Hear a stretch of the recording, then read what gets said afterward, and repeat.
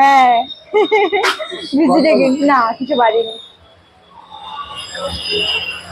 কিছু বাড়িনি। তুমি ঘুরিয়ে ঘুরিয়ে নিতে হয়। ও ঠিক আছে, ও ঠিক আছে, কোনো অসুবিধা নেই। এটা করে নিস।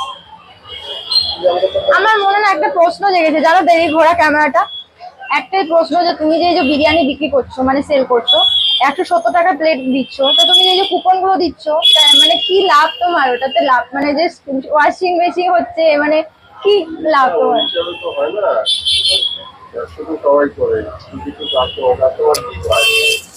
কিছুই পাই না। আমি নতুনত্ব কিছু একটা করে বললাম, এটাই, আর কিছু না।